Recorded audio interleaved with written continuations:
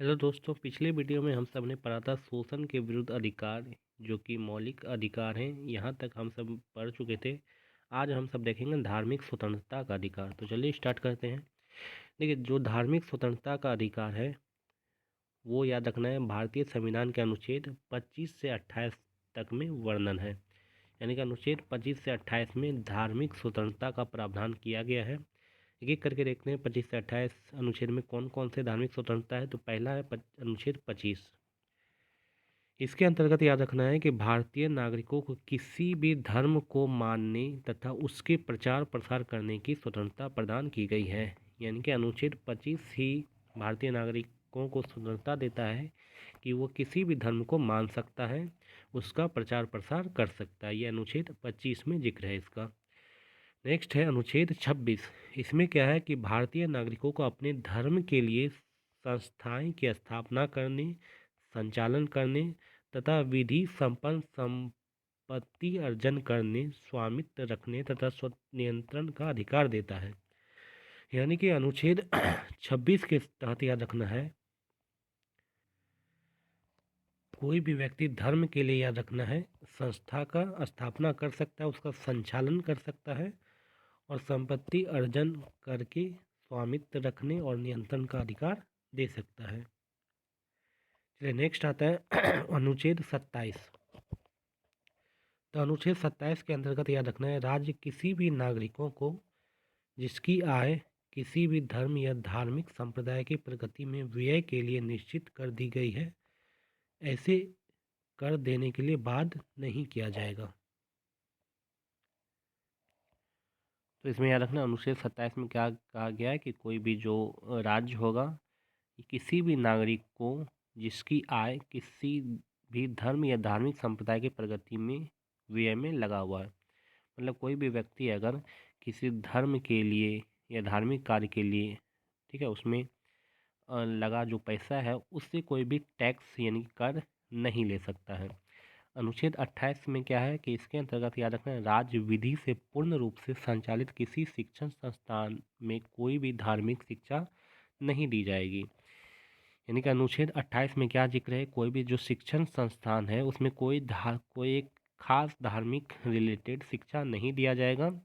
इस प्रकार का कोई शिक्षण संस्थान अपने विद्यार्थियों को किसी धार्मिक अनुष्ठान में भाग लेने या किसी धर्मोपदेश को बलपूर्वक सुनने के लिए बाध्य नहीं करेगा। ये अनुच्छेद 28 में इसका वर्णन है। नेक्स्ट आता है संस्कृति एवं शिक्षा संबंधी अधिकार। तो संस्कृति एवं शिक्षा संबंधी अधिकार जो है वो अनुच्छेद 29 और 30 में इसका जिक्र है। तो एक एक करके देखते हैं। अनुच्छेद 29। तो अनुच्छेद 29 में पहला आता है अनुच्छेद 29(1). इसमें क्या है कि भारत के नागरिकों को जिनकी अपनी विशेष भाषा, लिपि या संस्कृति है उसे बनाए रखने का उन्हें पूरा अधिकार देता है। यानी कि अनुच्छेद 29(1) के तहत कोई भी नागरिक जो है अपनी भाषा, लिपि या संस्कृति को बनाए रखता है, उससे अधिकार को छीना नहीं जाएगा। उसी तरह अनुच्छेद 29(2) में क्या है, किसी भी नागरिकों को भाषा, जाति, धर्म एवं संस्कृति के आधार पर किसी भी सरकारी शैक्षणिक संस्था में प्रवेश से नहीं रोका जाएगा। यानी कि अनुच्छेद 29(2) में इसका क्या वर्णन है कि कोई भी व्यक्ति जो है वो जाति, धर्म या संस्कृति के आधार पर उसे किसी भी सरकारी शैक्षणिक संस्थान में प्रवेश करने से नहीं रोक सकता है। चलिए नेक्स्ट देखते हैं संवैधानिक उपचारों का अधिकार, जो कि अनुच्छेद 32 है। तो ये जो संवैधानिक उपचारों का अधिकार है ये याद रखना छठा मौलिक अधिकार है। इसमें क्या जिक्र है तो याद रखना डॉक्टर अंबेडकर के अनुसार भारतीय संविधान का अनुच्छेद 32 संविधान का याद रखना सर्वाधिक महत्वपूर्ण प्रावधान है। इसके बिना संविधान अधूरा है। उनके अनुसार संवैधानिक उपचारों का जो अधिकार है उसे संविधान की आत्मा कहा गया है। याद रखना एग्जाम में बहुत बार क्वेश्चन पूछा गया है कि संविधान की आत्मा किस अनुच्छेद को कहा गया है। संविधान अनुच्छेद 32 को किसके तहत कहा गया, इसे कौन कहा है, डॉक्टर अंबेडकर। ठीक है, डॉक्टर अंबेडकर ने अनुच्छेद 32 को भारतीय संविधान का आत्मा कहा है। किसको, संवैधानिक उपचार का अधिकार को। तो ये चीज़ आपको याद रखना है। नेक्स्ट आता है कि भारतीय संविधान का जो अनुच्छेद 32 है उसमें याद रखना है, सर्वोच्च न्यायालय को भारतीय नागरिकों के मौलिक अधिकारों का संरक्षण निर्धारित करता है। इनका अनुच्छेद 32 में जो सर्वोच्च न्यायालय है वो भारतीय नागरिकों का जो मौलिक अधिकार है उसको संरक्षण प्रदान करता है। यह अनुच्छेद 32 के तहत किया गया है। इसके अंतर्गत यदि किसी नागरिक के मौलिक अधिकारों का हनन होता है तो वह सर्वोच्च न्यायालय में अपील कर सकता है। मतलब याद रखना, अनुच्छेद 32 एक ऐसा अनुच्छेद है जिसके तहत नागरिकों को याद रखना है अपने मौलिक अधिकार का संरक्षण प्रदान करता है। वो डायरेक्ट सर्वोच्च न्यायालय में जा सकता है। चलिए, इसमें कुछ परमाधिकार रीटें दिया गया है। इसके तहत क्या है इसको हम देखते हैं। ये जो परमाधिकार रीटें हैं ये क्या है, तो जो सर्वोच्च न्यायालय तथा उच्च न्यायालय को नागरिकों के मौलिक अधिकार की रक्षा के लिए संवैधानिक उपचार के अधिकार के अंतर्गत रीट यानी कि याचिका जारी करने का अधिकार प्राप्त है। तो अनुच्छेद 32 जो है, जो कि संवैधानिक उपचारों का अधिकार है, उसके तहत याद रखना है सर्वोच्च न्यायालय और उच्च न्यायालय जो है वो रीट जारी कर सकता है। रीट में क्या होता है, वो किसी भी नागरिकों का जो है मौलिक अधिकार है उसको बचा सकता है। इसमें याद रखना है कि परमाधिकार रीटें ब्रिटेन के समान कानून की अभिव्यक्ति है। तो ये ब्रिटेन से संबंधित बातें को लिया गया है यहाँ पे। चलिए, 5 प्रमुख रीट है। रीट कितने हैं? 5 प्रमुख रीट है। एक एक करके हम देखते हैं। ये जो रीट है ये कौन जारी करता है? ये न्यायालय जारी करता है। तो पहला रीट आता है बंदी प्रत्यक्षीकरण।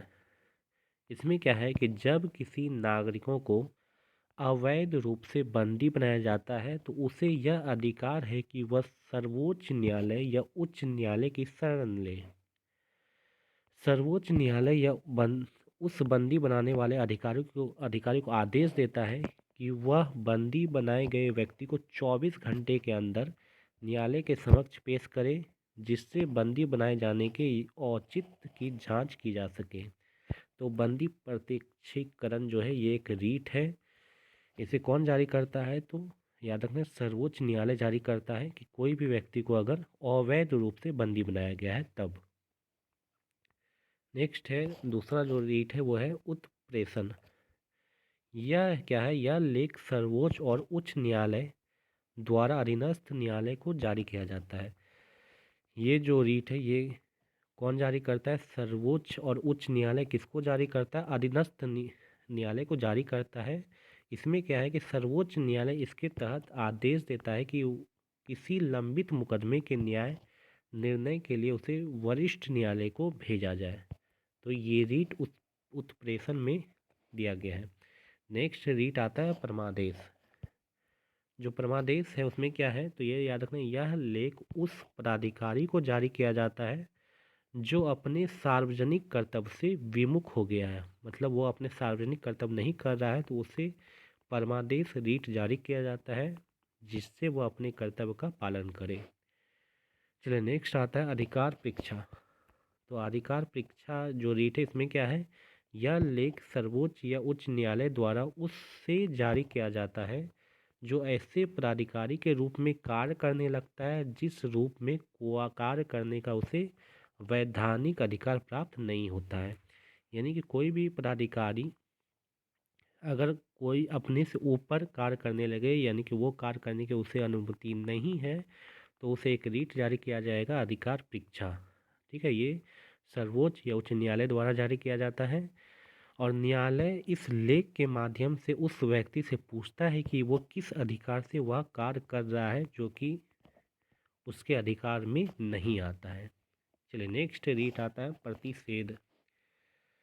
जो प्रतिषेध है ये नेक्स्ट अगला रीट है। इसमें क्या है कि यह लेख सर्वोच्च न्यायालय या उच्च न्यायालय द्वारा अधीनस्थ न्यायालय को जारी किया जाता है। इस लेख के माध्यम से शीर्ष न्यायालय अधीनस्थ न्यायालय को उसके क्षेत्राधिकार से बाहर जाकर किसी भी मामले पर कार्यवाही करने से रोकता है, जिससे किसी नागरिकों के साथ अन्याय न हो। मतलब जो अधीनस्थ न्यायालय है अगर अपने क्षेत्र से बाहर कोई कार्य कर रहा है, कोई भी न्याय दे रहा है, उसके अंडर वो नहीं है, तो उसे रोका जाएगा। ठीक है, सर्वोच्च न्यायालय उच्च न्यायालय के द्वारा रीट जारी करके, या तो सर्वोच्च न्यायालय या उच्च न्यायालय रीट जारी करेगा। ठीक है, इसे बोलते हैं प्रतिषेध न्यायालय, प्रतिषेध रीट। तो ये 5 तरह का रीट है जो कि सर्वोच्च न्यायालय और उच्च न्यायालय के द्वारा जारी किया जाता है। चलिए नेक्स्ट हम देखते हैं भारतीय संविधान का अनुच्छेद 32 संविधान का आधारभूत लक्षण है, संविधान में संशोधन कर इसे निरसित नहीं किया जा सकता है। यानी कि जो अनुच्छेद 32 है उसमें कभी भी संशोधन नहीं किया जा सकता है, ये चीज़ आपको याद रखना है। नेक्स्ट पॉइंट देखते हैं। नेक्स्ट पॉइंट है कि कोई व्यक्ति नागरिक सीधे सर्वोच्च न्यायालय की शरण ले सकता है या आवश्यक नहीं है कि पहले वह उच्च न्यायालय का द्वार खटखटाएगा। तो अनुच्छेद 32 में ये जिक्र है कि कोई भी व्यक्ति डायरेक्ट, याद रखना है, सर्वोच्च न्यायालय का शरण ले सकता है बिना उच्च न्यायालय के, मतलब कि वो बिना उच्च न्यायालय जाने के पहले जो है डायरेक्ट वो कहाँ जा सकता है, सर्वोच्च न्यायालय। ये अनुच्छेद 32 में साफ साफ जिक्र है। नेक्स्ट अनुच्छेद 226 एक है, ये नोट में याद करना है कि अनुच्छेद 26 में क्या बातें हैं। कि अनुच्छेद 26 के अंतर्गत याद रखना है मौलिक अधिकारों के हनन होने के अतिरिक्त भी उच्च न्यायालय रीट जारी कर सकता है। यानी कि जो उच्च न्यायालय है अन्य रीट भी जारी कर सकता है मौलिक अधिकारों के अलावा, वो अनुच्छेद 226 में इसका जिक्र है। नेक्स्ट आता है कि मूल अधिकारों के संदर्भ में उच्चतम न्यायालय के निर्णय। तो मूल अधिकारों के संदर्भ में उच्चतम न्यायालय में 2-3 केस हुए थे, उससे रिलेटेड भी एग्जाम में क्वेश्चन पूछा जाता है। फर्स्ट है शंकरी प्रसाद केस 1952। इसमें क्या है, तो इसमें याद रखना है उच्चतम न्यायालय ने निर्णय दिया कि अनुच्छेद 368 के तहत, तो अनुच्छेद 368 क्या है, इसके तहत संविधान में संशोधन किया जाता है। इसके तहत क्या बोला कि इसके तहत संसद मूल अधिकार सहित संविधान के किसी भी भाग में संशोधन कर सकती है। तो ये एक केस था, इसके तहत उच्चतम न्यायालय ने एक सुनाया अपना निर्णय कि अनुच्छेद 368 के तहत जो है मूल अधिकारों में संविधान जो है उसमें संशोधन किया जा सकता है, संसद इसमें संशोधन कर सकता है। लेकिन एक नेक्स्ट केस आता है गोलकनाथ केस 1969। इसमें उच्चतम न्यायालय ने अपने पिछले निर्णय जो अभी मैंने आपको बताया उसको पलटते हुए निर्णय दिया कि मूल अधिकारों में संशोधन नहीं किया जा सकता है। तो उसको जो पिछला जो निर्णय था उसको पलट दिया गया किसमें, गोलकनाथ केस 1969 में। नेक्स्ट आता है केशवानंद भारती केस 1973। इसमें क्या कहा गया, इसमें उच्चतम न्यायालय ने निर्णय दिया कि संसद मूल अधिकारों में संशोधन कर सकती है किंतु इससे संविधान के मूल ढांचे में कोई परिवर्तन नहीं होना चाहिए। यानी कि संविधान का जो मूल ढांचा है उसमें कोई भी परिवर्तन नहीं होना चाहिए, बाकी मूल अधिकारों में संशोधन हो सकता है। इसको आपको याद रखना। ये किसने बताया गया, केशवानंद भारती केस 1973 के द्वारा। चलिए नेक्स्ट पॉइंट देखते हैं मौलिक अधिकार का निलंबन। तो मौलिक अधिकार निलंबन में याद रखना है कि मौलिक अधिकार असीम नहीं है, मतलब ये बहुत बड़ा मौलिक अधिकार है। विशेष स्थिति या आपातकाल में इन्हें सीमित किया जा सकता है। यानी कि विशेष स्थिति या कोई आपातकाल आता है तो इसे लिमिट यानी कि सीमित किया जा सकता है। कारण स्पष्ट है कि नागरिक अधिकार चाहे कितनी ही आधारभूत क्यों ना हो, देश की सुरक्षा और जन कल्याण से ऊपर नहीं हो सकता। अतः यदि आपातकाल की घोषणा की जाती है तो राष्ट्रपति किसी एक या समस्त मौलिक अधिकार को निलंबित कर सकता है। तो मौलिक अधिकार का निलंबन किया जा सकता है आपातकाल की स्थिति में। कौन करेगा, राष्ट्रपति कर सकता है। इसको आपको याद रखना, एग्जाम में बहुत बार पूछा गया इससे क्वेश्चन। लेकिन यहाँ पे एक पॉइंट नोट करना है कि किंतु अनुच्छेद 20 जो कि क्या था, अपराध के लिए दोष सिद्धि के संबंध में संरक्षण, जो कि मैंने अभी ऊपर बताया था। इसके बाद है अनुच्छेद 21। इसमें क्या था, जीवन के शारीरिक स्वतंत्रता का संरक्षण। इसमें याद रखना, इसमें आपातकाल के दौरान भी निलंबित नहीं किया जा सकता है। तो ये जो 2 अनुच्छेद हैं इसमें इसको निलंबित राष्ट्रपति कभी भी नहीं कर सकता है, बाकी सब जितना भी मौलिक अधिकार है उसको निलंबित कर सकता है।